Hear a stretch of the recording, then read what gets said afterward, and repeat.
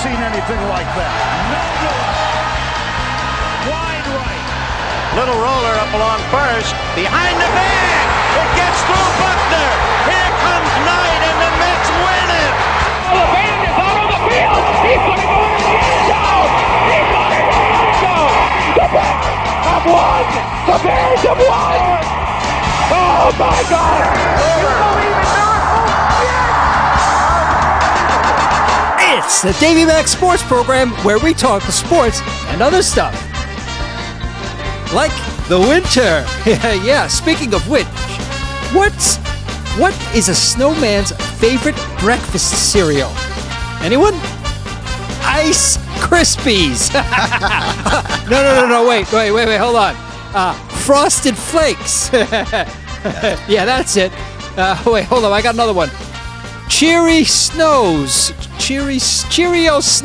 How's that? I'm on fire and I'm gonna melt, baby. I'm Roy Harder, and there's your host, Mr. Eastside David Macdonald, everybody. Come on. You know, you had it with Ice Krispies, and they got progressively worse and worse until Cheery Snows instead of Cheerios. I get it. It was definitely my least favorite. Usually comedians go up. Yeah. Roy has a different comedic sensibility. Yeah. Descending funniness. Break it down. Descending humor. Yeah, get the big pop at the beginning. Yeah. And then get worse and worse and worse. You remind me of some of these WWE superstars who their entrance everyone goes crazy for, and then they start wrestling and people are like, oh, can we get another entrance in here? Roy's the Chris Farley breaking through the wall to open the bit, even though they were like, you got to build the energy. It was, listen, here's the bottom line, Roy. I do appreciate you talking about winter, because I couldn't get healthy for the longest time. I finally got rid of this cold, and guess what happens on Saturday? The goddamn heat breaks in the house. Your pipes froze. Dude, it was 8 degrees on Saturday, 6 degrees on Sunday. It's just me and the son, because he wants to watch the Super Bowl with the Dave man. I can't blame him. I'm Captain Fun. I make sure to have all the fun. I got the Sour Patch Kids. I had Reese's Pieces Buttercups. I had Kit Kats. I also had actual food. Diabetes. I was a little worried for a second there. Jesus. Cool Ranch Doritos. Dang. Oh, real food. And what I do is I put them all on the plate. I get 8 Kraft singles. Take them out. I make a blanket of cheese. You put that bad boy in the microwave for exactly 2 minutes. Not a second over, it dries it out. Not a second under, doesn't cook the cheese. Exactly 2 minutes. You take that thing out. You get a beautiful, I prefer a Dr. Pepper, a Cherry Coke, a Cherry Pepsi, something in that vicinity.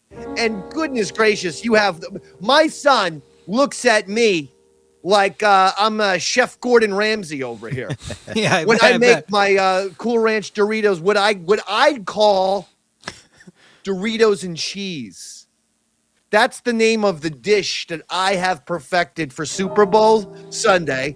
Everyone loves it. At first, they make faces like the both of you condescending pricks with your little face. I misunderstood. I thought you were putting the candy on the chips. That's why I was making the face. No, I'm not putting the fucking candy on the chip. See, when you thought of that, you made the same face I did. Yeah. Just the cheese, Bobby. Just the fucking cheese. Just the cheese, dog. We're not savages over here. Okay, good.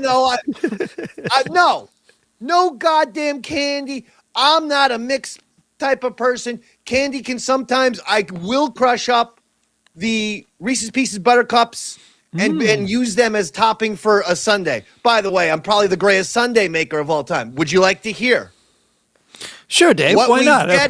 My stomach already hurts from your first menu. This is also what I served Stanley. In addition to Doritos and cheese and all the candy, he got 2 bowls. It's Breyer's mint chocolate chip, phenomenal. Also, I love about the Briars, scoopability. Yes. You take it out of the freezer. I have a proper ice cream scooper. Oh my God. I make scoops better than, most of these 17-year-old nitwits working at their goddamn, Dairy Queen. Okay. I give a proper scoop. I give at least 4 or 5 big scoops. Oh. Then we crush up the Reese's Pieces Buttercups, not Reese's Pieces candies, Buttercups. We crush them up. We put them on the ice cream. Then we take chocolate syrup. We go over both. Then we take whipped cream on top. Then we take the rainbow sprinkles on the whipped cream and the cherry on top. Wow. I'm telling you, these are grade A sundaes. My son had the greatest Super Bowl of all time. The game sucked. Yeah. Yeah. I'll just get that out of the way. But the bottom line is, we had to watch this thing in sub-zero degrees indoors. I was able to go out to the Home Depot and get a crappy little, room heater that you can plug into, because it wasn't the power it didn't go out. It was just the heat. Just decided, you know what? Coldest weekend of the year?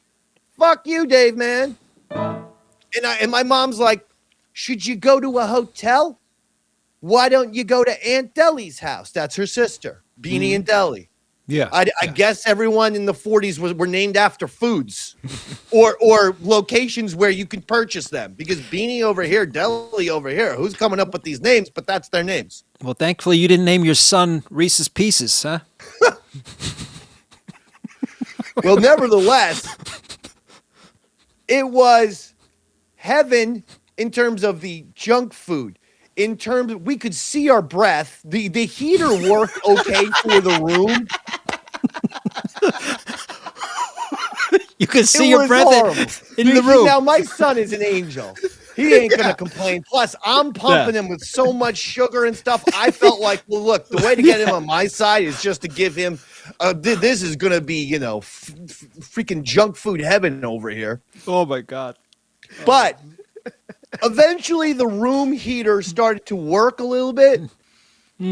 But we just had the one heater. Anytime we had to go out to piss, or in my case, shit, I might as well be shitting on a frozen lake in fucking Toronto. I swear to God, I thought the Maple Leafs were going to say, hey, get off the shitter. We have, ice time. We have to practice for the next 2 hours. I've never been so cold on the can in my life. I was like, this is hell. This is hell. Having to sit on frozen freaking toilets again. I am not exaggerating here, people. It was 6 degrees and 8 degrees respectively on these 2 days in daylight. You combine the wind, they said it was negative 22 degrees in New Jersey, in my neck of the wood. Wow. Look. That's really cold. I'm done. I know it's early. February 9th is the date, and I'm going to get to the Super Bowl. But as I said, the game itself sucked.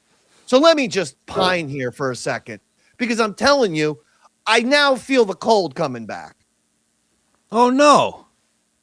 I got a little sore throat. Well, I'm going in between. I'm sitting in front of a fucking heater, and then I'm going out to minus 14 degrees just in the hallway to piss. Yeah, and I'm doing that off and on. Yeah, you don't think the diet? Hot, cold. It's too much. You don't think your diet has anything to do with this lack of vitamins and? Oh, I forgot. I also got another healthy food, pizza. Oh, there you go. So that's the food that we had that was substantive. That'll do it. All right. Sounds good, buddy. That's like the opening scene for an inspirational movie, right? Like before you turn your life around and everything starts to work out, it's you and your son huddled around a space heater watching the Super Bowl, eating what Doritos. You described. Yeah, eating Doritos with melted cheese on them. Oh, excuse me, guys. I can't puke because then I have to go out in the cold. It's too cold. Look, listen, that Doritos and cheese is a winning dish. And yeah, I've heard plenty of people like you, Roy Harder, make fun of the Doritos and cheese constantly. And then I put it in front of them. You know what they do? They go, holy shit, Dave, man. I judged you. I basically, people usually do go, this is about as white trash as it gets, Davey Mac.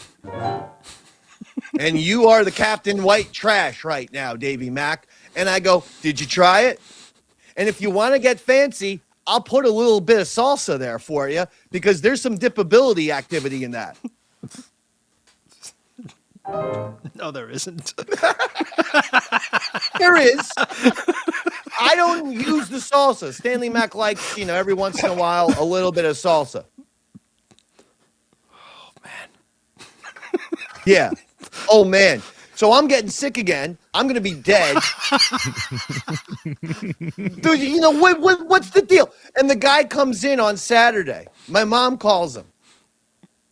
Yeah. The guy, it's an emergency. We're dying over here. He comes in. Yeah, your motor's broken.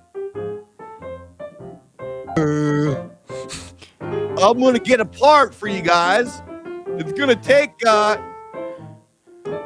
We'll probably get it on Tuesday. Tuesday, sir? Yeah. So I have to watch the Super Bowl like I'm on the planet Hoth. Because honestly, at this point, I'm thinking also of stealing Luke Skywalker's lightsaber and cutting open a tauntaun and still keeping it. You know what they used to feed those tauntauns? Doritos and cheese, David. That's why the stomach was so warm when they opened them up and stuck inside. I thought you were going to say Ice Krispies and actually do a callback. And I was like, oh my God, he's going to do comedy for the first time. Instead, you just make no sense. No. Okay, come on. Why would I be funny, David? Come on. I'll leave that to Bobby. No. All right. So look, I'm gonna try to persevere, just like those characters in Game of Thrones persevered on the wall in the north. It's just as long as no White Walkers eat my brains, I think I'll be okay. But yeah, now I'm never gonna get healthy again. That's the only thing that I am a little bit ticked off about because the cold was finally leaving me, and now it's just like, okay, great. All right, Super Bowl. Let me tell you something.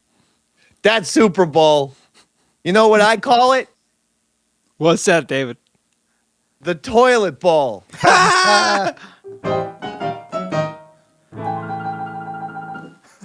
Well, it wasn't the greatest game. I will say this. Mike Macdonald, no relation, but I do have a cousin, Mike Macdonald, by the way. Mike Macdonald. He's the Seattle Seahawks head coach. Now he is a champion, as obviously the Seahawks defeated the New England Patriots 29-13 in the Super Bowl. Seahawks win their second Super Bowl in franchise history. That head coach, they gave an interesting stat. Remember how much I've been screaming about all these coaches acting like Dan Campbell? And then his offensive coordinator, Ben Johnson, gets the Bears job, and he's got to do it, and everyone's got to go for it, and Sean McVay going for it. And it's like, guys don't need to go for it. You need to take the points in the playoffs. They gave a stat. The Seattle Seahawks are the team that went for it the least in the NFL. Boom. Mic drop. Everything I've been telling you people apparently is true. These coaches going for it on fourth down, it's no longer about what's best for the team. It's about what's best for their ego. It's a narcissistic, selfish move by these coaches because they don't want to risk looking cowardly. They're all a bunch of insecure prima donnas, as far as I'm concerned. Kick the ball. Take the points. They just kept kicking and piling up the points. Next thing you know, it's 12-0. And then when you do get a touchdown, as they did, then all of a sudden you're blowing the game open. Take the points. I believe this Mike Macdonald now will in a copycat league, he should get people now rethinking this whole, the analytics tell me. Folks, take your analytics department and throw it out the goddamn window. Sports is being ruined by these uber nerds and statistics and analytics. Okay? Get back to the basics. Basic stats. In baseball, I don't give a shit what anything else is. Batting average, home runs, RBI. That's it. That tells me what kind of player you are. You want to throw in strikeouts and walks? Okay, that's fine. Those 5 categories. I don't need OPS. I don't need all this war. It's the same thing with football. They got this stat and that stat and the other stat, and they got a whole analytics department that's telling these coaches, go for it on 4th down, and it always fails.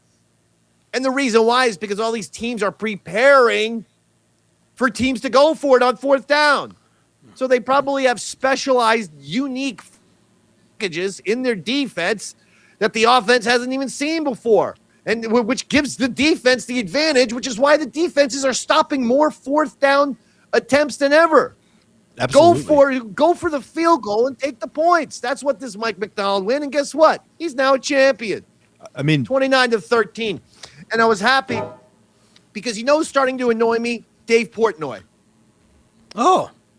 Yeah, he's starting to annoy me. Just starting. His trolling isn't funny. He's just starting. He says obvious trolling stuff, and then he'll pretend to be magnanimous in a trolling type of way. And it's not very funny. He's not clever or witty. There's got to be, I don't know, come up with something a little bit funnier than just like, oh. He should review I was pizza. a good sport, and then now all the people want to give me a hard time now that the Patriots lost the game. Well, I lose with class, which of course he does, and he rubs it in. But it's just like it's lame trolling shit that, in all honesty, it's like 16-year-old. It's like kid in high school trying to be edgy type of stuff. I don't know. Ugh. Robert, you looked like you were going to say something. I was going back to the going for it on 4th down versus not. Like the common thing in broadcasting used to be you have to have a play for that 4th down situation as an offense. But so now every defense has 7, like you said. And one of the stats they talked about was when the Patriots tried to go tempo, instead of just doing what most defenses do and just lining up quickly, anytime they saw tempo, they had a blitz package automatically called. That's where a lot of the sacks came from. Like, people are adapting. Analytics are dumb. What they use the analytics for is actually cowardice. So you could be like, no, I followed what the stats told me to do, which takes all the decision-making out of the head coach. At that point, let's just have ChatGPT call the game. I agree. It's what's happening, and it's killing sports. The analytics are not helping anything. Yeah. They're helping people lose games, not win them. Sam Darnold was 19 for 38, 202 yards, 1 touchdown, no picks. Drake Maye for the Patriots, 27 for 43, 295 yards. Many of those yards were in garbage time. Garbage yards. 2 touchdowns, 2 interceptions. The 2 TDs were in garbage time as well. The game was out of hand. Drake Maye in the playoffs, folks. 70 for 120, 828 yards, 6 TDs, 4 picks, 8 fumbles. Ouch. I'm going to tell you something, folks. Everyone's like, he's young. He'll be back. Go ask Dan Marino if he ever got back.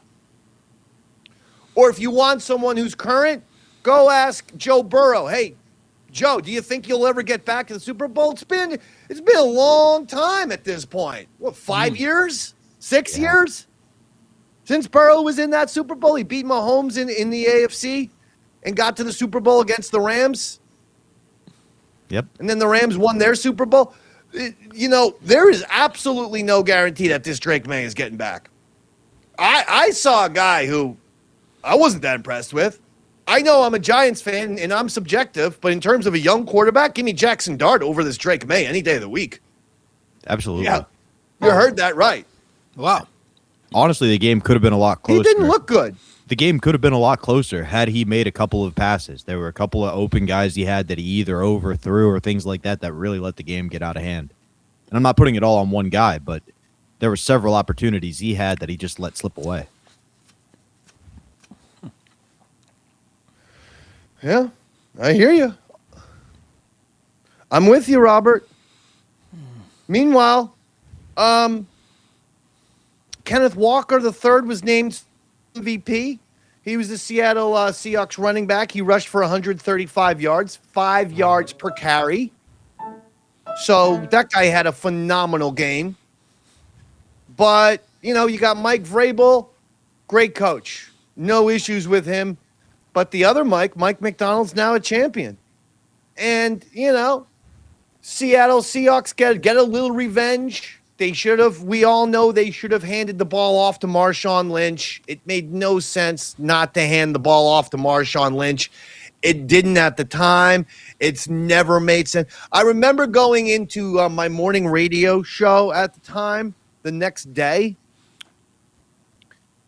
and the morning guy, this big, gigantic douche who doesn't know. Type. Yeah, he has a Herb Street type of vibe, though. In all honesty, he's quite phony and fake like Herb Street. And he doesn't know shit about shit. One time he actually debated me on the air. I just throttled him.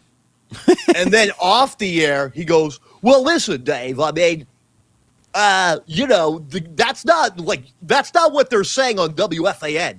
I go, what? I go, so wait, what? What are you talking about now? WFAN, what is that? We're having a debate about the Yankees. I remember it was like a Yankee bullpen debate. Mm-hmm. He's like, well, the guys on the fan don't agree with you. I go, you understand that the guys on the fan are just a bunch of amateur fucking blowhards speaking into a microphone like us, right? Like, the guys on WFAN have no exact, expertise over anyone except for Tiki Barber or Boomer Esiason, who legitimately played in the NFL.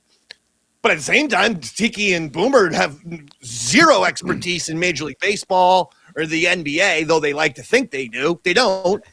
But regardless, this guy's whole argument was, well, the guys on the fan don't see it the same way as you, Dave. I'm like, your argument can't be someone else's argument on the radio. It's different. You pathetic, soulless, hypocritical, phony twat. This guy, he's a New Jersey DJ by the name of Carl Kraft. This douche says, well, I mean, the Seahawks made the right call. The New England Patriots guy just made an incredible interception. I go, then it wasn't the right call. The right call would have resulted in them getting a touchdown and then winning back-to-back Super Bowls. If you think about it, Russell Wilson was kind of Patrick Mahomes before Mahomes. He was the scramble guy, making all kind of plays. He wins back-to-back championships, back-to-back Super Bowls, easy first ballot Hall of Famer. As is, people are starting to question if Russell Wilson's ever going to get in because the last 7 or 8 years has been dog shit. Wow. But if he wins those back-to-backs, then all of a sudden we look at Russell Wilson differently. Well, it didn't. He didn't, and they didn't, and Pete Carroll didn't. Instead, though Marshawn Lynch had, I believe, over 120 yards on the ground, is 250 pounds. You need 1 yard. The guy's already having a great game. That was the most no-brain decision ever. Hand the ball off to Marshawn Lynch. You do not throw there. And this guy, Carl, was telling me, oh, so now you're an NFL offensive coordinator? Yes. I'm like, I don't even know how to respond. Obviously, I'm not an offensive coordinator because I'm stuck with your phony, lying, boring ass every morning. If I was an offensive coordinator, I'd be driving the Giant Stadium right now and probably getting shit done. Yes, I could be. That's how I would end every argument. He'd be like, oh, like you know more than if I criticize Brian Cashman, the Yankee general manager. You know more than Brian Cashman. Yes, I do, actually. Yes, I do. I should be the general manager of the Yankees. Make it happen, Carl. Could never make it happen because he's at Georgie's, the gay bar in Asbury Park, every single day, which is how he knows all the happy hour specials. And one time he told me and the other guy on the show, he's like, you know who does great happy hour specials? Georgie's in Asbury Park. We go, Carl, isn't that the gay bar? Well, yeah, but, they're happy hour specials. I'm like, It's okay. Other places have happy hour specials, and not there's anything wrong with gay bars. I just want my Jack and Coke without cum in it. Anyway, that's Carl for you, the least knowledgeable person on the planet when it comes to sports. I'll never forget that it was a heated argument that we had. Where's Carl now, out of curiosity? The Carl Anthony Towns of New Jersey Radio.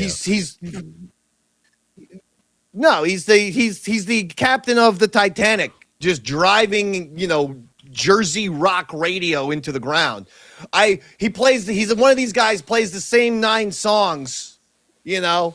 Even though everyone on the planet Earth at this point makes fun of Nickelback, we'll give you Nickelback once an hour. Like they're the goddamn Beatles. Nickelback, Creed, like the worst corporate rock that you can think of. But I go, okay, but we also have some cool bands that we play. I go, but how come we play Zeppelin or the Stones and it's always, Whole Lotta Love, Stairway, with the Stones, Brown Sugar, like, why can't we go like Rolling Stones, Moonlight Mile? Like one of their greatest songs of all time. Never do you hear this song on the radio. You make it sound like the DJs can pick the songs. Well, no. Yeah, we can't choose shit. Everything is programmed already. Of course, yeah. So, you know what he tells me? Well, the research says everybody, people like to hear the hits. The data. I go, when was this research? I mean, it's been a while ago. I go, Carl, just tell me, man, what year was this research? He goes, it was about the year 2000. So he's relying on research pre-social media, Spotify, iTunes, the iPhone itself. No one wants to hear everyone has their hits right here, pal. Why can't one radio program director realize, oh my God, I can innovate something by just playing all famous bands, but playing their good songs that never get played on the radio? I would tune into that. I would tune into that musical radio station, but they never do. They're the least creative people on the planet. And my point, to make it full circle, is Carl is the same type of analytics guy in the sports department. In the NFL department, they lack creativity and they lack common sense and logic. Like this Mina Kimes. I mean, I don't want to come across as sexist or anything. But someone's got to tell her to get back in the kitchen and scrub those goddamn potatoes. All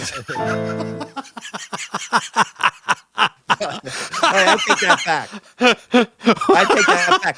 Robert made me say that somehow. I don't disagree. Maybe if she was doing some dishes, she could clean up her shitty takes. But she says, Drake Maye, do you have this tweet? Yeah. Drake Maye made the best 2 throws of the night. Hey, Mina, who gives a shit, you dope? It happened in garbage time. This is my point. Analysts and analytics and all of these nerds that have infested sports need to go. You can't brag about Drake Maye. Drake Maye also made the 15 to 20 shittiest throws of the night, Mina, putting the Patriots in such a deficit that they couldn't come back from it. So in garbage time, he throws a couple of TDs. Who cares? That's like making a 3-pointer when your team's down 30 with 3 minutes to go.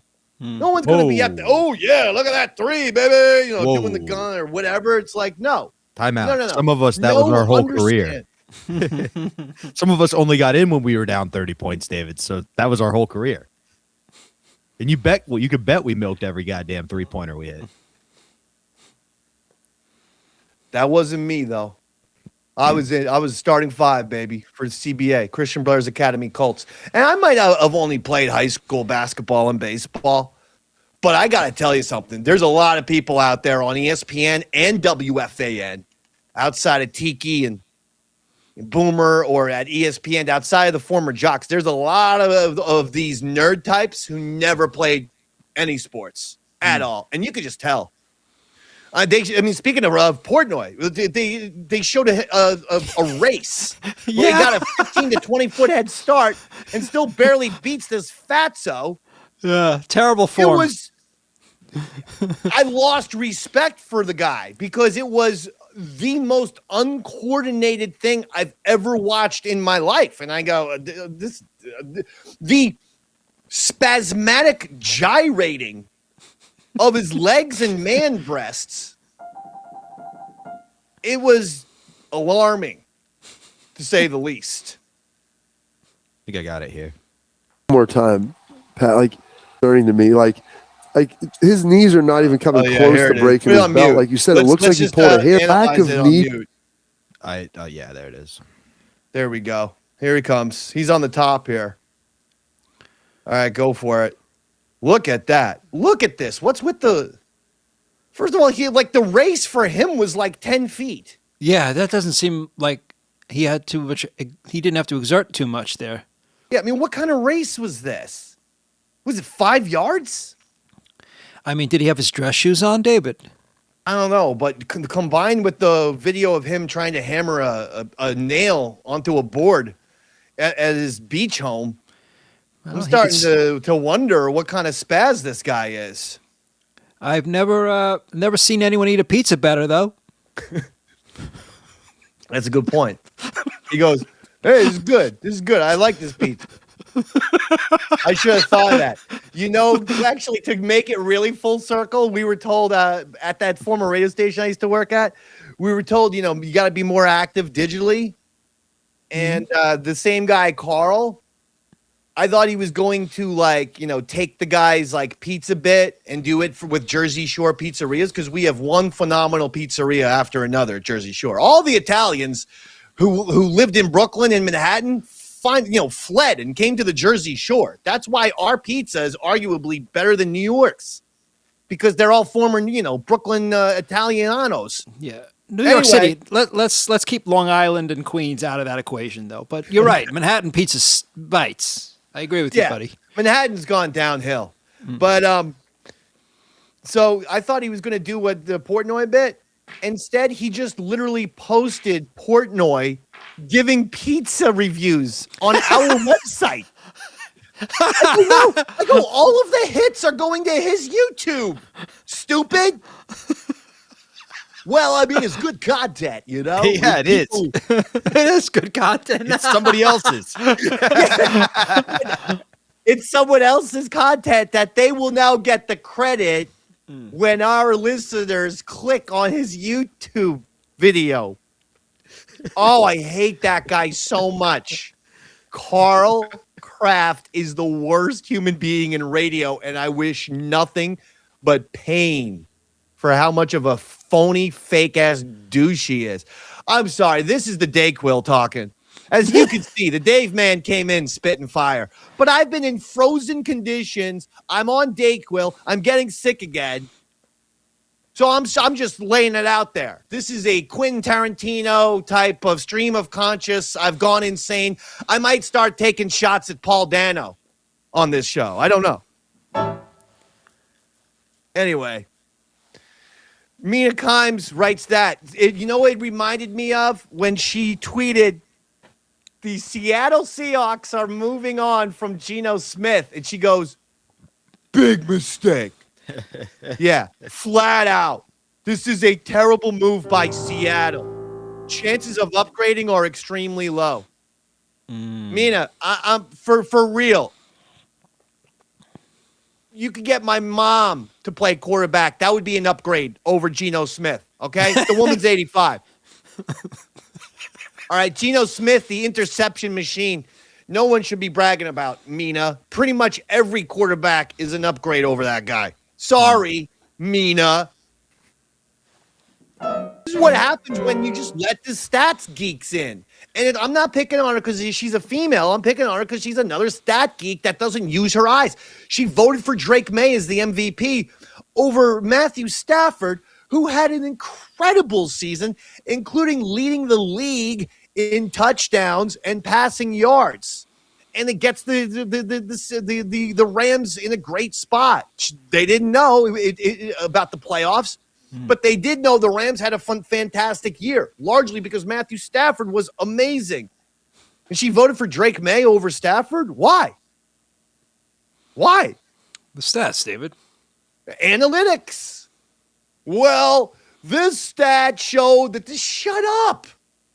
The other guy led the league in touchdowns and passing yards. Done and done. I think Stafford threw for like 48 touchdowns this year. What the hell is she talking about? For 46, but nothing less than 46. 46 thrown touchdowns is monstrous. What are you talking about, Mina? On a team who he turned their best receiver into a star. Right? Like that. Puka. Yeah, nobody really he wasn't on a ton of people's radar, certainly as the best receiver in the NFL this year or anything like that. And it's a guy who made his teammates better too. That makes you the most valuable player. All the stats align. I think a lot of these younger nerds don't want to give the old guys the flowers that didn't play the game the way they think it should be played.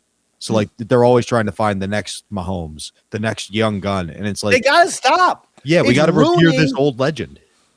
Yeah, it's ruining sports.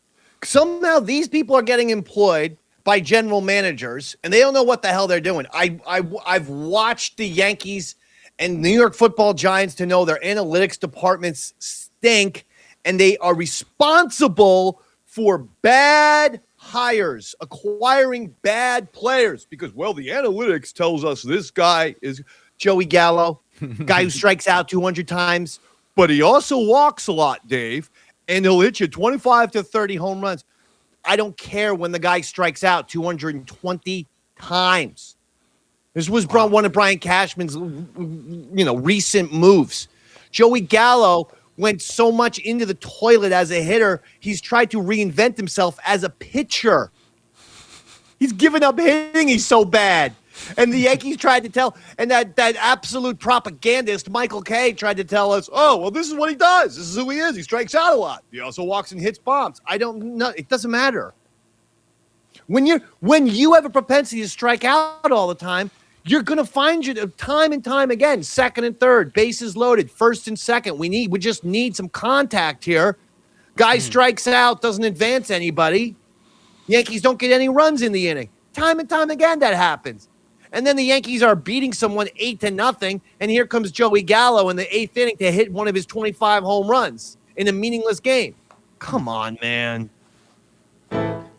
Anyway, congratulations to the Seattle Seahawks. You've persevered despite all of the analytics, despite the annoying mathematicians who have invaded sports. You did it. Mike Macdonald, you were smart. Going for it the least amount on fourth down is not cowardly. It's intelligent. It was smart to kick. I watched Tom Coughlin kick field goal after field goal for the New York Football Giants. Last time I checked, Tom Coughlin won 2 Super Bowls with the New York Football Giants. So you know what? You could kick. Absolutely. Congratulations, Seahawks. Now, halftime show. Look, I don't care. Everyone's, getting mad or this or that. Oh, man. But let me tell you one thing that is annoying about the halftime show. It's got nothing to do with Bad Bunny at this point. Every halftime show, every single one, every halftime show looks exactly the same. First, they come out. They're always in a maze.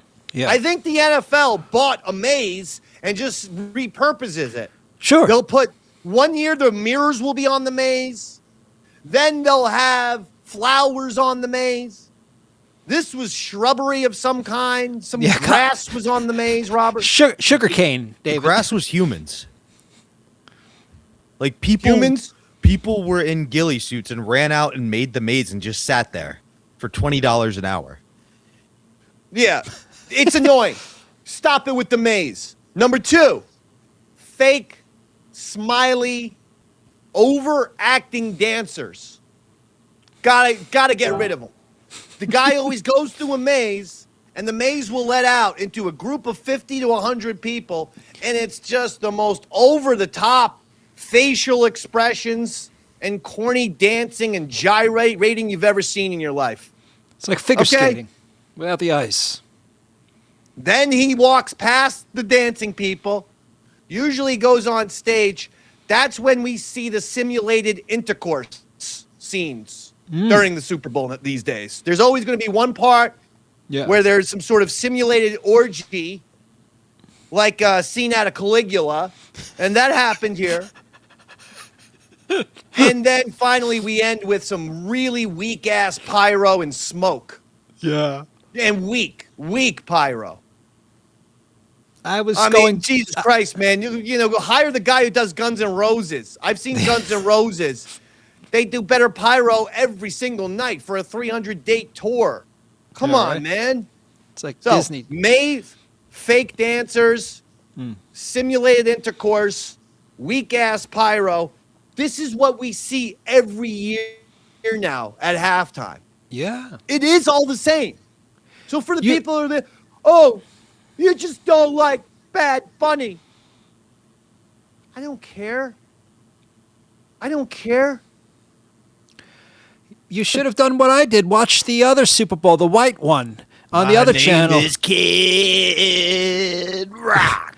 Yeah, dude, I didn't... Wait, did you call it the white one? Yeah, I watched the white Super Bowl halftime show, the one where the Patriots actually won.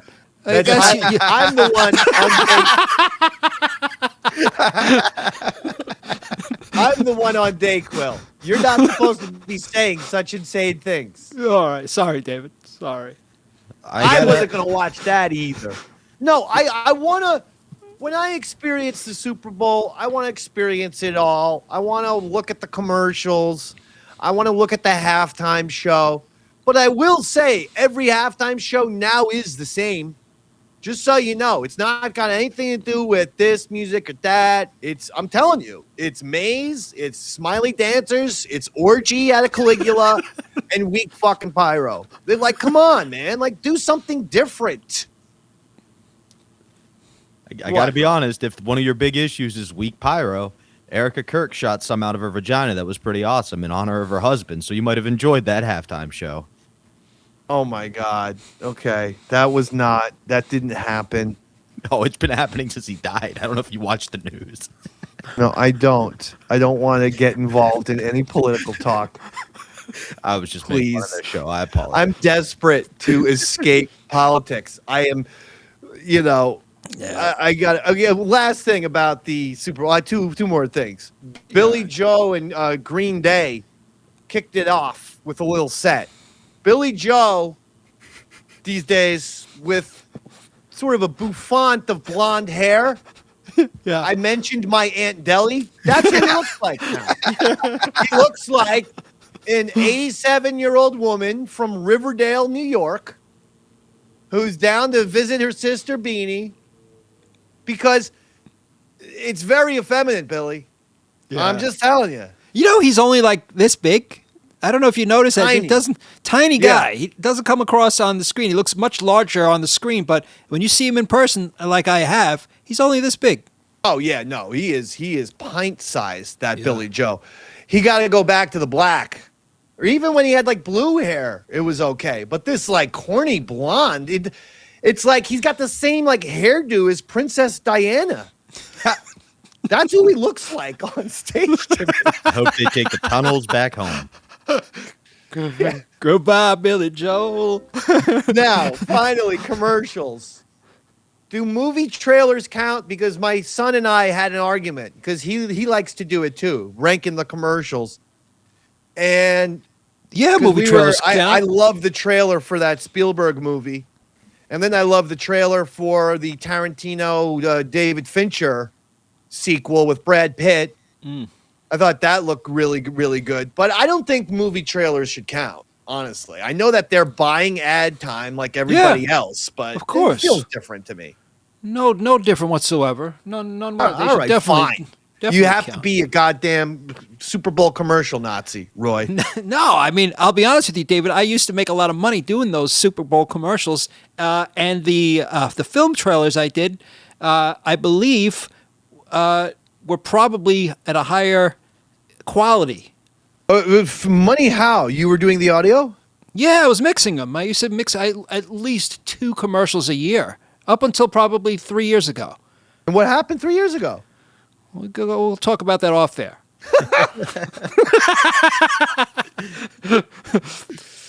The commercial that was my favorite, Kurt Russell, Michelob Ultra, where he was convincing some dork, some skier, hey, drink this beer, and then you're going to do all kind of backflips and stuff on the slopes. And I loved it. And I'm a big Kurt Russell fan.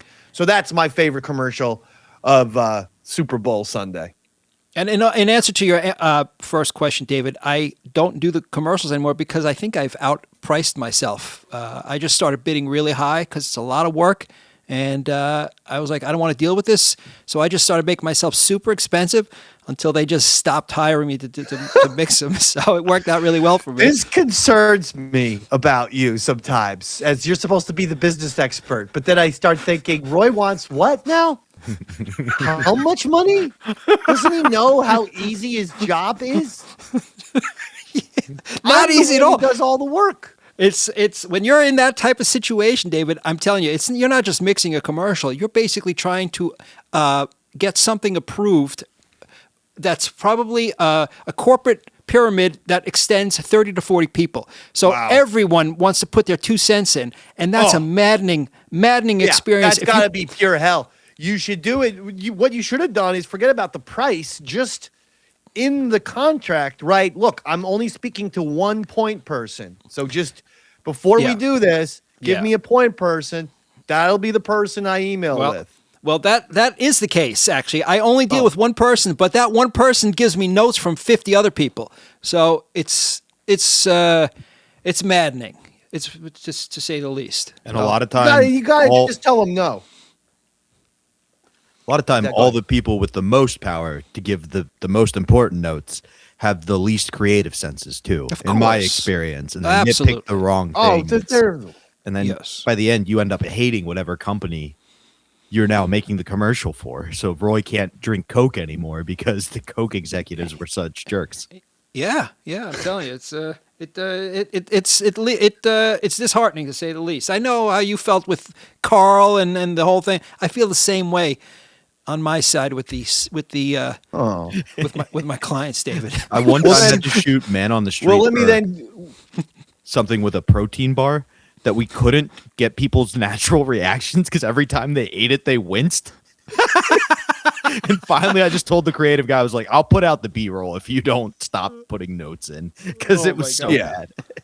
Yeah, I mean, that's disgusting. Now, Bill Belichick, so that's the Super Bowl coverage. Congratulations, Seattle Seahawks. You did it. You did it, you sons of bitches. And I was rooting for Seattle. I thought I got I said 28-25. I was close with their number, right? 29. Yeah. But the Patriots 13. I'm not convinced of this, Drake Maye. You're gonna he's gonna have to show me more before I'm gonna be convinced about Drake Maye. I'll tell you that much right now. I think I nailed it, actually, David. I think might be the first time where I got the score and the winner dead on that I predicted the week prior on the air. You said 29-13. I believe I did, David. I said we are gonna have to check the tape on that. Yeah, I know for a fact I did say Seahawks because we were entering the age of Aquarius. Okay, I remember the whole thing. Seahawks too. Yes, but did you got the score? I don't know about this. I'll go back and check, but I'm pretty sure I nailed the score this time. I know I'm not saying I'm some kind of sports wizard or anything like that. But every once in a while, what's the saying? You know what? At least give yourself call yourself the temporary sports master, at least. I don't even want to take that kind of credit, No. David. Go ahead. Everyone knows I'm the sports master. All right. I mean, Davey Mac is synonymous with sports master. Yes. Okay. Well, Roy Harder, if he got the score correct, I will give you. Go ahead, give yourself a stinger. Temporary sportsmaster. Temporary sportsmaster. Temporary sportsmaster. Temporary sports are the ones that we bet after. I can't even think of something clever to say, David. Temporary sportsmaster. Temporary sportsmaster. Were the fleeting predictions that we all rush after? Something like that. I don't know. Bill Belichick's crazy girlfriend did something hysterical. That was funny. Talk about trolling. Do you have the picture? There it is. She bought a T-shirt from the massage parlor that Robert Kraft, Patriots owner, was arrested at. She bought a T-shirt and was proudly wearing it around. What is this, the day before the Super Bowl, or was it even on the Super Bowl? But regardless, it's Super Bowl weekend. She knows the Patriots are in the thing. There's stupid little Robert Kraft. I'll tell you what, he's annoying me too. Robert Kraft. Talk about a guy who seems like a phony. Look, I got no issues with her wearing the shirt because Robert Kraft, you want to talk about being an ungrateful old bitch. This Belichick gave you 9 AFC championships and 6 Super Bowls. You might want to respect them a little bit. You, Robert Kraft, didn't do jack shit. Belichick did. 6 Super Bowls, end of story. I know he was snubbed by the NFL Hall of Fame. Every single last one of those people need to go. I don't even care if they voted for him. If I'm the NFL Hall of Fame, all 50 of those people, bye-bye. You're gone forever because it's the same type of bullshit. By the way, we heard some reasons now why some of the people didn't vote for Bill Belichick. One of the reasons was, I thought everyone else was going to vote for him. So I thought I'd give my vote to somebody else that I want to get in there. I assumed everyone else was. That's not how voting works, asshole. Get him out. Let the sportsmaster and the temporary sportsmaster make all these decisions. Right? Robert? After further review, Roy predicted 20-13. 28. Oh, I was so close. Still closer than usual. Yeah, and I did nail the Seahawks, correct? Yeah, but it was well. First of all, it was 29 was the score. Yeah, so I was 9 points off. Now on the show, I forget what my score was. I think it was way too high. But then I made one last prediction on Twitter, and that was 28-25. Wow. So 28-25 is 53 total points. 29-13 is 42 total points. Roy had, what was your score? Roy said 20-13? 20-13. All right, I'll give Roy the win. Oh. Thanks, Price is Right rules. You were under. You were also under. That helps you. I was over. What if I told you you're That's for on Robert. air? I mean, I don't even. What? What if we're not going to talk about Robert's prediction? It was, I think it was like 40-33 or something nuts. But I believe your on-air prediction, Dave, was 30-6, which was actually pretty darn close. Oh, that's actually so that would have given me more points than Roy. Yeah, it's a shame you changed it at the last minute, David. Should have stuck with your original. I did. I said that the Seahawks were going to spank the Patriots. I don't know why I did that on Twitter, but I gotta go was with it what I did. freezing cold when you tweeted that? Perhaps yes, the brain wasn't working as well as usual. I'm telling you, I've been under hypothermic conditions for the last 3 days now. So that is true. I made that prediction yesterday. You know where I made it, Roy? I played the making on Twitter. I did the video, the making of Tom Brady. I saw it, David. Tom Brady song. Sure, yeah. You like that? I love it, man. That's good times, good memories.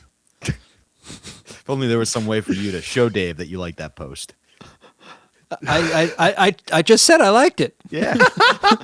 What more do you need? This Jordan, what's her name again? Jordan, Bill Belichick's girlfriend. I call her Jordan Belichick. I think they're definitely going to end up happily married. I will tell you what, she's got the 4 sides white thing, which is if all 4 sides of your eyeballs, if you can see white on all sides, then she's a crazy girl. There's a name for that. It's called Sanpaku eyes.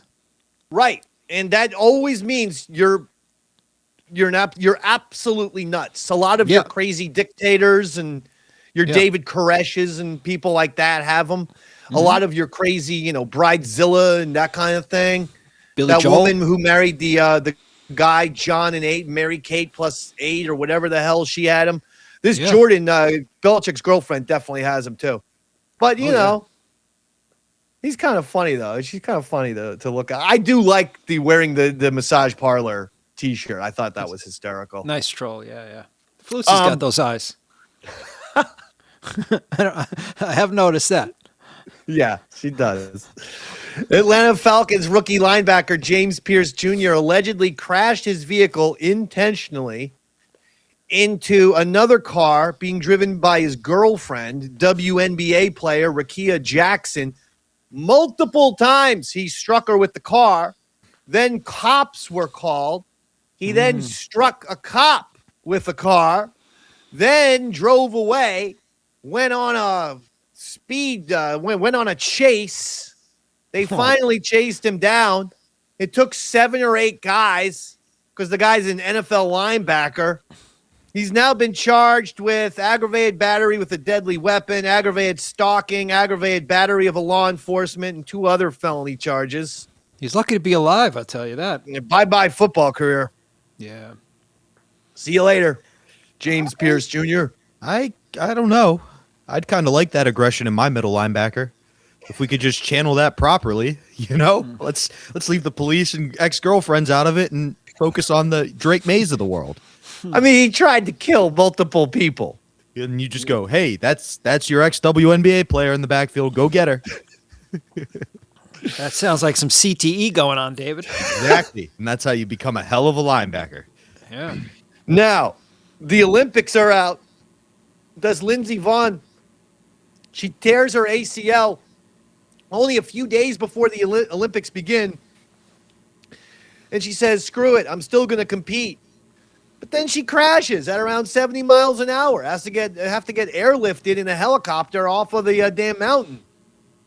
Jesus. Terrible She's getting, crash. everyone's like, what a hero. But I'm like, I don't know. I mean, was she racing down the mountain to save a young child buried under an avalanche, or?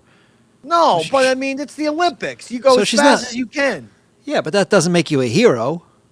Yeah, that's true. When I'm doing 120 on the LAE and some cop pulls me over, do I say I was being a hero? No.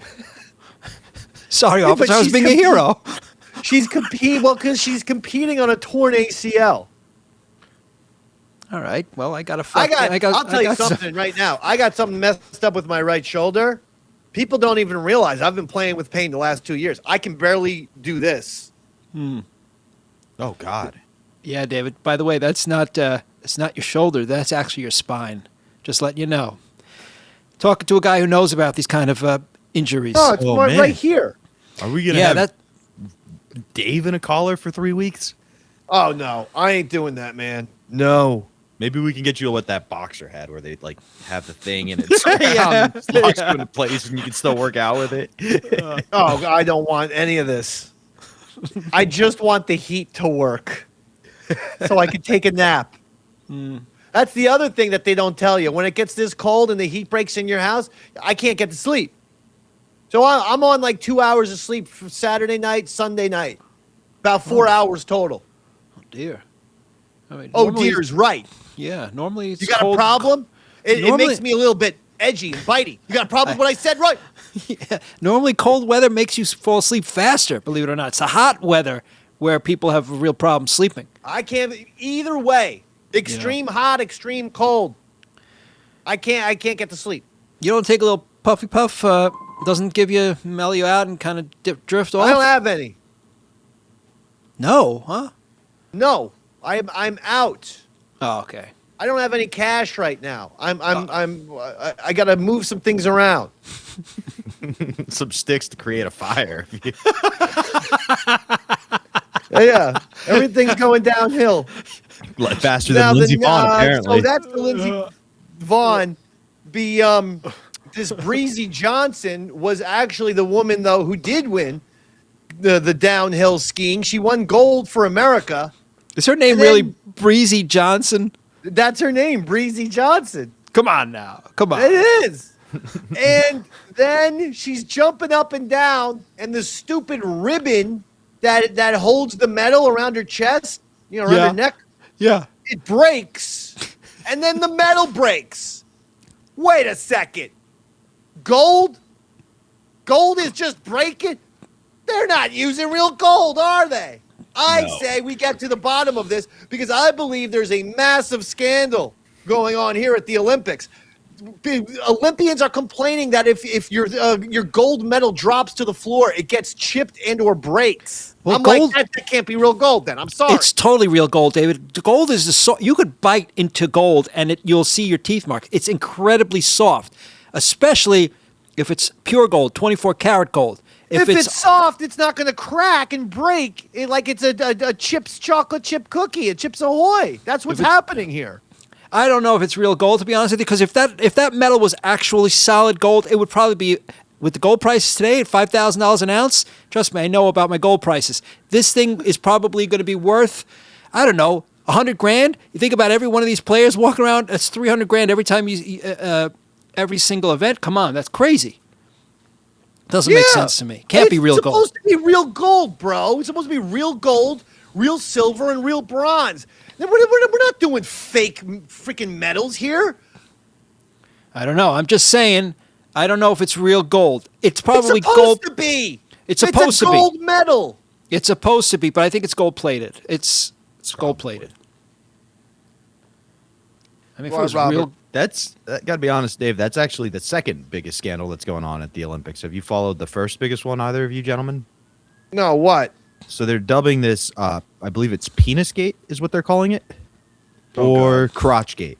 And this is absolutely going on. So a study was done in 2025 about ski jumping, the long jump. Mm-hmm. And if you add certain room to your suit, it can affect how the jump happens. And makes sense. They combat this is they measure you like a week or two before to make sure your suit's tight enough to your skin. Yeah. But the study that came out in 2025 showed that the best place to add a little extra room would be the crotch area. So what is being alleged is occurring is several of the jumpers are injecting themselves in the crotch area with hyaluronic acid before they get measured to engulf the area and make it much larger, and then getting it drained out before they actually jump. And before you say that's crazy, the study from 2025 said for every centimeter, you could get up to 9 feet on your jump, which could be the difference between not medaling and first place. Wow. It's amazing, dude, these Olympic sports, the shit that you would never, ever think of. It's just crazy. Unbelievable. That is nuts. I don't know. I mean, first of all, why couldn't they just watch some porn before they got measured? Why do they have to get shot in the dick? I mean, why don't they just wear like wool underwear or something? That'll put on a little. We're not even thinking about the fun part. So a coach had to think of this, then contact a scientist to see if it could work, then had to present it to the athlete. Like, hey man, I want to shoot you in the crotch with a needle and fill you. Yeah, like, no, coach. And then not just one guy. This has happened to multiple people throughout the sport, which means the guy was bragging about it. Yeah, I am. Also, I'd be like, anybody know where I can get hyaluronic acid? No, I don't want. The second the coach says I have to shoot you in the cock with some kind of steroid, I'm like, okay, this is worse than the Jerry Sandusky, Joe Paterno thing that all of the Penn State alumni like Robert Tamburo have been trying to cover up for years. Not trying to cover it up. I'll ask you this: how many national championships did they win? It's got a point. How bad do you want it? I'm switching. I'm switching events. I'm not doing this ski jump anymore. I'm moving to figure skating. That's it. No, you know what I have been watching, which I watch. I think a lot of people watch it as well. Is curling, and the American team. They're kind of exciting. Well, the intergender, like there's a man and a woman, and they keep going. They start out losing every single time, but then they rally back in like the 8th or 9th innings or frames or whatever the hell they call it. So they're actually pretty exciting. They keep doing this. So just keep an eye out for the mixed male and female curling squad, because I've become a fan. But it's amazing. You get so tied to these people during the Olympics, and then you never think about them for the rest of your life. It's like I'm still one of the few people on the planet that watches Big Brother, and it's like I get so intensely emotionally involved in the show. Literally 2 weeks later, if someone's like, "Can you name the winner?" I'm like, "No, I can't name the winner. I can't even name the top 10. I can't name anything. Anybody. They just disappear from my memory like in fucking rapid time. It's very bizarre. Maybe I'm at the stage of life where like my brain has all of the information it wants to keep, and it's like no more new bullshit. Yeah, you've reached capacity. Yes, I understand that, David. You know, it's like, well, you know what? We're not going to store Big Brother shit for you anymore. You don't need to know Big Brother's stats. Just enjoy it. Like, it's a way to disconnect from all the stuff for a little bit. Yeah, I guess. I think what's going on with curling is it's very much like the pool or billiards of the Olympic sports. I think they have to get a little buzz going before they get good.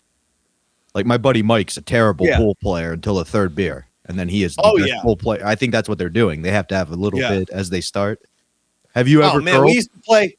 We had at this bar in Avon, New Jersey, the Columns. They have a full-sized, beautiful.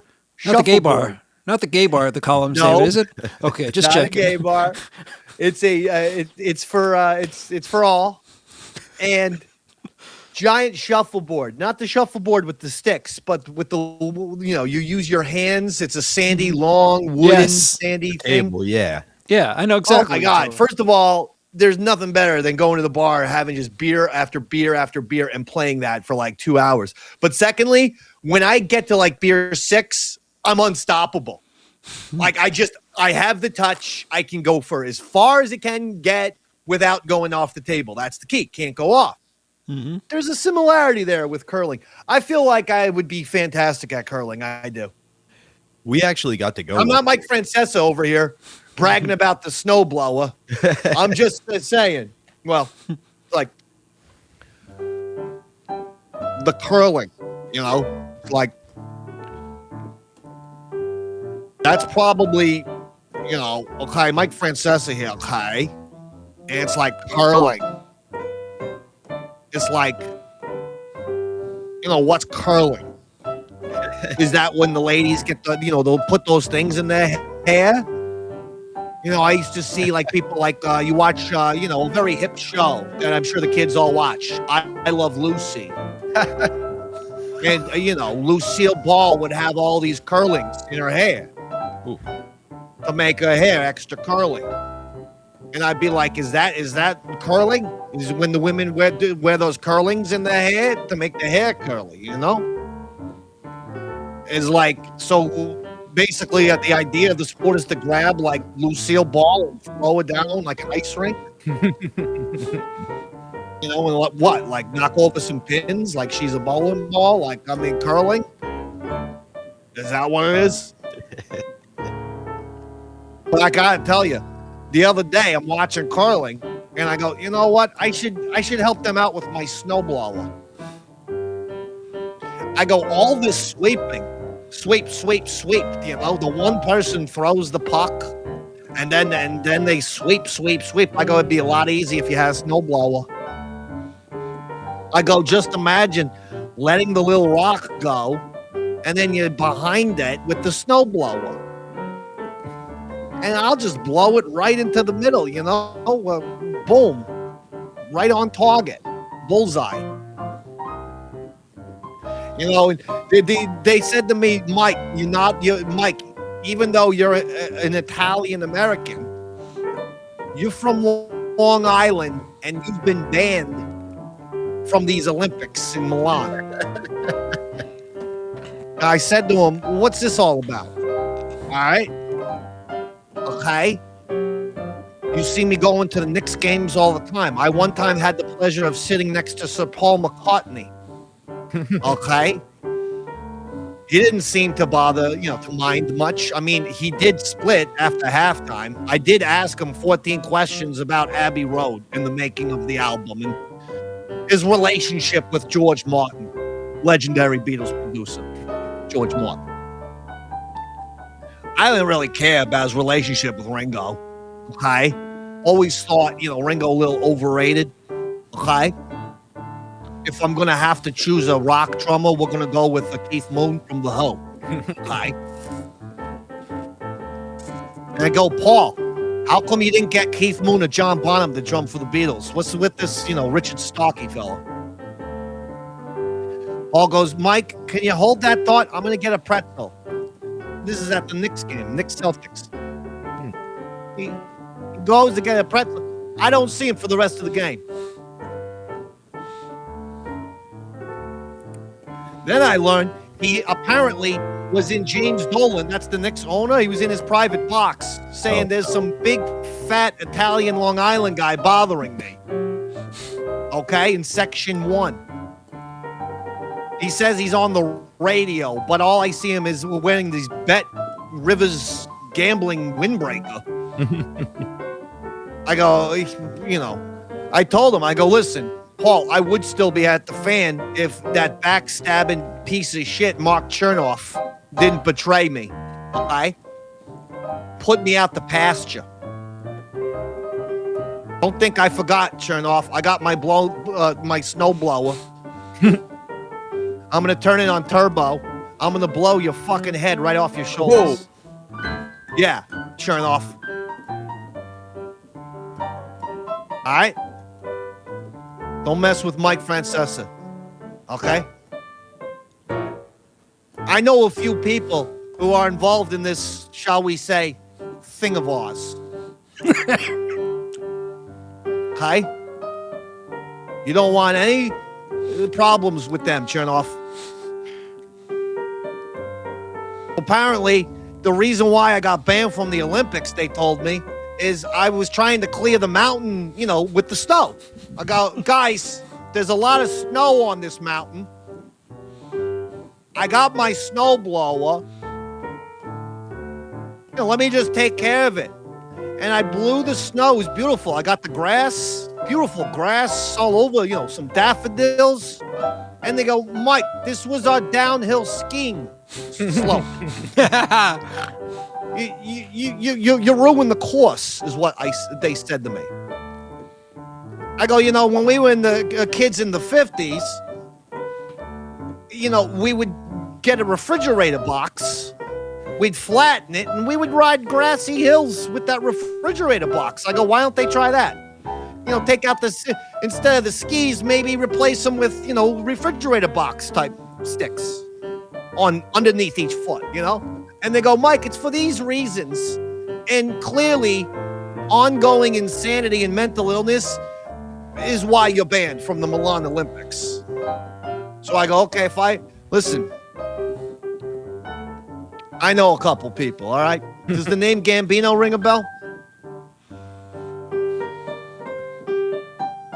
That's why I told Chernoff, I go, I'm going to meet you, and I'm going to meet the head of the Olympic Committee in Italy. I'm going to meet you both for steaks at Sparks Steakhouse in Manhattan. Okay? Make sure you're there on time.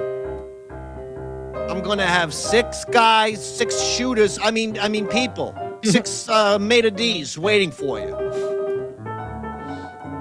I'm Mike Francesa. Fuck off, America. But the Olympics is fun, though. I'm enjoying it. Now, a couple of sports things. The Knicks did play the Celtics yesterday, as Mike Francesa was talking about, and they won. And as a result of the Knicks defeating Boston, they're back into the number 2 spot in the Eastern Conference. Knicks also beat the Nuggets. They lost to the Pistons, but they've been playing better. I think they're won 9 of their last 10. Cat no longer on the trading block. I expect him now to have a great end of the season. I do. His minutes and his points have been down. Still made the All-Star team. Okay. Oh, Roy Harder. But he can't. Roy has to bail, but that's okay. We all I think know. we should mention it. Oh, what? No, go ahead. I'm sorry. I think there was a little delay. Oh yeah, Roy has to bail, and that's okay. He has a client. We're yet again going long. Apparently, it was his Super Bowl client. They heard what he had to say, and they were like, "We got to talk." So I'm liking what the Knicks are doing. As far as baseball, the Yankees are bringing back Paul Goldschmidt. Look, Goldie hit well off of lefties last year. He started hitting everyone, but by the time the second half of the season rolled in there, July, August, he really struggled against right-handed pitching. So he kind of became just a platoon guy. Yeah. But at the same time, I think I'm more interested in seeing Ben Rice be the first baseman for the Yankees. He was their young sensation last year who ended up hitting 25, 26 home runs, left side of the plate. I'm like, I don't want to be seeing Ben Rice benched every time there's a lefty. I think you even called that in the playoffs, didn't you? Yeah. And it's like, look, Goldschmidt he's of a certain age. He's struggling a little bit. Okay, he's a nice player to have on the bench. The rumor is they're going to start their prized possession of many, many years, highly reputable draft pick, Jason Dominguez, who they keep playing hokey pokey with. First, he's going to start every day. Then it's going to platoon with Trent Grisham or Bellinger or whomever. Now they're saying that this young, dynamic switch hitter is going to be starting the year in AAA. Why? So this is another guy like Miguel Andujar or like a Jabba Chamberlain back in the day who was a pitcher, and they couldn't decide whether to make Jabba a reliever or a starter, so they kept doing both things, ended up screwing Jabba Chamberlain. Miguel Andujar, all he does is hit, but the Yankees couldn't figure out a spot for him, so now he's on the Reds, or I think he actually just signed with the Padres. And it's the same thing with this Jason Dominguez. From the right side of the plate, he's struggled. From the left side of the plate, the guy's like hitting 300 in the major leagues. So he just needs lots of reps from the right side. We don't need him in AAA. No. Holy cow. They make the worst decisions. They are very bad at developing their own talent. Right? Like they're good at acquiring it from other places, but who's the last guy that really came up? It used to be they would have 4, 5, 6 really good Yankees and then fill in the rest of the roster, like Jeter, Posada, Pettit, and Mariano and stuff like that. Then you get a whole bunch of free agents. But yeah, I mean, you got Judge. Like I said, Ben Rice, okay. I'm interested in him. They're not giving Ben Rice the reps he needs to fully develop, like you said. Like it seems like Ben Rice needs to be out there every day. Yeah. And Jason Dominguez, look, folks, we more than likely got Trent Grisham's best year. I can't necessarily anticipate Trent Grisham hitting 35 home runs. By the way, he was also just a 250 hitter. And then what happens in the playoffs? 250 hitters who strike out a lot, they go right into the toilet. And that's what happened with Trent Grisham. Can we please? Jason Dominguez is a legit 300 hitter from the left side of the plate. From the right side of the plate, he's only been hitting 190 or 200. Fine. Give him at bats. Just give him lots of at bats. He'll get it. Same thing happened with Bernie Williams. Remember him? He turned out pretty good, right? Became a switch hitter. He struggled. Yeah. Also, come on. Is it better for him to get reps against the best pitchers or against like almost good? No, you want him against major league talent. That's what he's going to see week in and week out. Get him. That's the best way to get him adapted. And they signed him when he was 16. He's been in the system forever. He will not benefit from any more minor league baseball. He needs to be out there in the outfield catching balls, because one of the things he has to work on is his defense. But the guy is a superior athlete. He's like 225, 230 pounds of muscle on like a 5'10 frame who runs like a deer. He's kind of got like a Mike Trout situation going on. It's like, let him he will get the outfield. He will understand the position. He will be able to hit from the right side. Or if the right side is that big of a problem, then just say you're a lefty, bro. Forget about being a switch hitter. But a lefty in Yankee Stadium, we always need with the short porch and right. So come on, Yankees. Don't do this. I'm begging you. Have Dominguez on the 25-man roster, please. Thank you. Amen. I'll do it. That's it. I gotta figure out how to warm up. I might just have to go to a 7-Eleven and just fucking sit there all day, read magazines just to be warm. Make friends. The cashier. Yeah, I mean, they say no loitering, but a situation like this, loitering could very well save my life. Yeah, in times like that, what I like to do is pretend I'm shopping at places. So I'll just go walk around a warm Walmart for an hour and a half. There's some furniture. You could sit there. Usually they got the video games on display, so you could play a couple. That's not a bad idea. Plus, there's a Costco that I could drive to. I could do that. Hell yeah. Now we're talking. And then I could get free samples. Exactly. So you're getting a meal out of it, too. All right. You're right.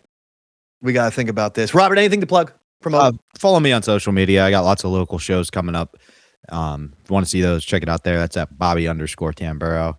And make sure you're checking out the Modern Day Man Show with Eastside Dave Macdonald and Aaron Berg. Just recently signed to the Wits Comedy Network. So check us out. It's a very fun show. If you like the old Ron and Fez feel, it's what it's got. What do you got for the Absolutely.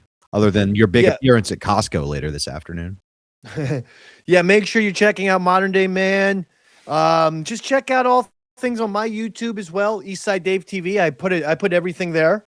And that'll do it. A lot of stuff is going on. A lot of exciting times for the Davey Mac Sports Program, for Modern Day Man. So make sure you're tuned in. You don't want to miss anything because we have a lot of exciting times ahead.